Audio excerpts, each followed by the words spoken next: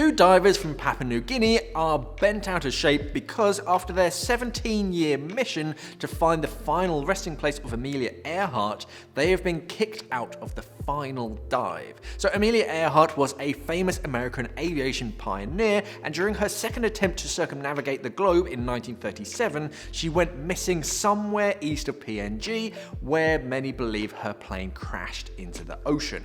So both divers, Caro Kenneth Courier and Pepe Kval, are from Papua New Guinea, and were the two divers to initially and officially dive down and get hands-on with the wreckage of a Lockheed Electra 10E that they believe is Earhart's plane and final resting place.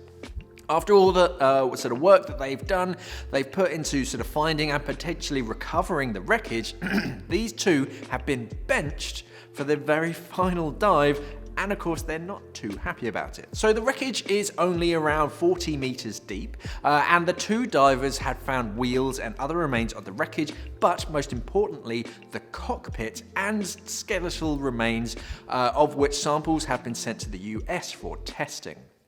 At the time of writing this, there hasn't been an official statement that this is the plane, but Courier and Kval are pretty sure it's Earhart's crash site. When asked if he can confirm if it is Earhart's plane, Courier said, "Yes, I am very certain that's Amelia's resting place. When we found the wreck, apart from the cockpit, propeller, port wing tires," he went on to say, "I believe right at the bottom of the plane, dredged down to the bottom of the cockpit 134 feet, 12 inches to the floor of the wreckage, lies the skull and bigger bones that can properly be salvaged and taken for further analysis and DNA testing."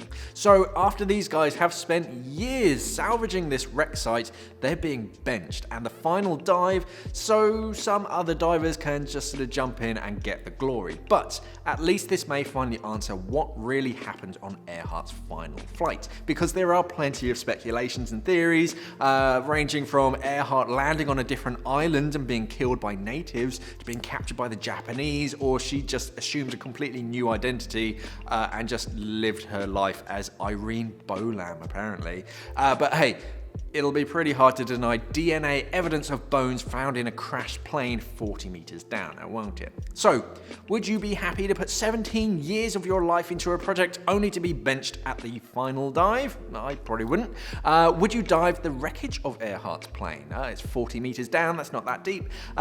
Is this Earhart's plane at all, or is it just a very huge coincidence? Let's talk about it in the comments. Thanks for watching, and safe diving. Going on a dive soon, Mark. We are an online dive store serving the UK and the world for all your diving equipment needs. So why not visit us at simplyscuba.com or click the box on your screen.